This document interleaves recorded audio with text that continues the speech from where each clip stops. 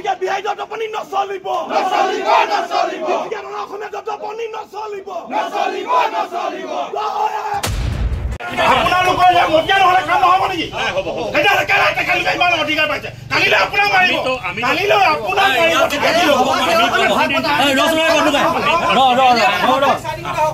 এতিয়া মই এটা যুক্তি দেখাম চাব অসমীয়া বুলি কয় দেই দাদা আপুনি অসমীয়া বুলি ক'লে ঠিক আছে আমাৰ অসমীয়া ল'ৰাকেইটাই যেতিয়া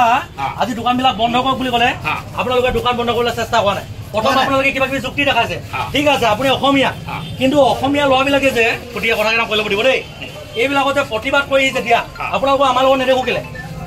তেতিয়া আপোনালোকে বহি থাকে কথাটো ক'বলৈ দিয়ক না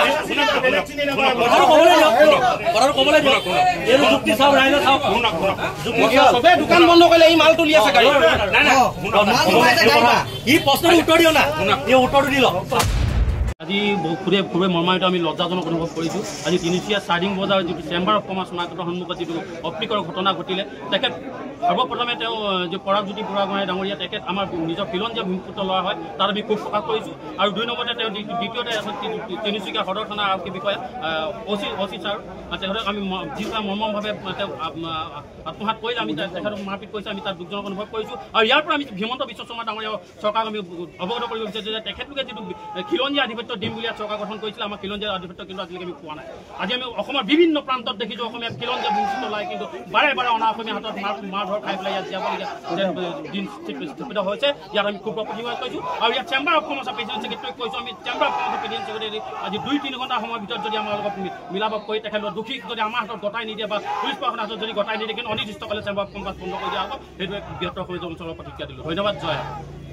আজিৰ পৰা দোকান পোহাৰ আৰু যিসকলে ইয়াত মতিয়াগিৰি কৰি আছে কোনো মতিয়াগিৰি কৰিব দিয়া নহ'ব আমি আমাৰ দল সংগঠন ওলাই আহিছোঁ আজি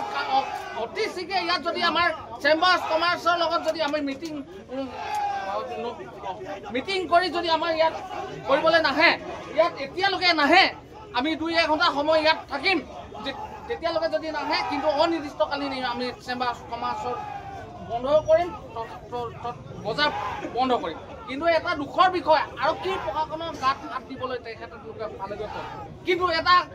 তেখেতলোককো আমি অনুৰোধ জনাওঁ যিহেতু আমি খিলঞ্জীয়া বাই বন্ধুসকলে যেতিয়া আন্দোলন কৰিলে কিন্তু বুকুত ধৰি চুচুৱাই লৈ যায় আজি সেই কিন্তু প্ৰশাসনৰ নিলিপ্ত ভূমিকাটো মই বহুত দুখ পাইছোঁ আৰু এতিয়া নগাৰ যি আগ্ৰাসন হৈ আছে সেইখিনিও কথা কিন্তু প্ৰশাসনে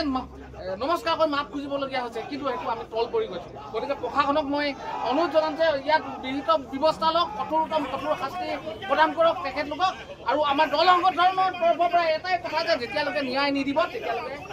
কিন্তু বন্ধ পোনপ্ৰথমে অসমত এতিয়া অনা অসমীয়াই লেবাৰ ফ'ৰ্চ গঠন কৰিছে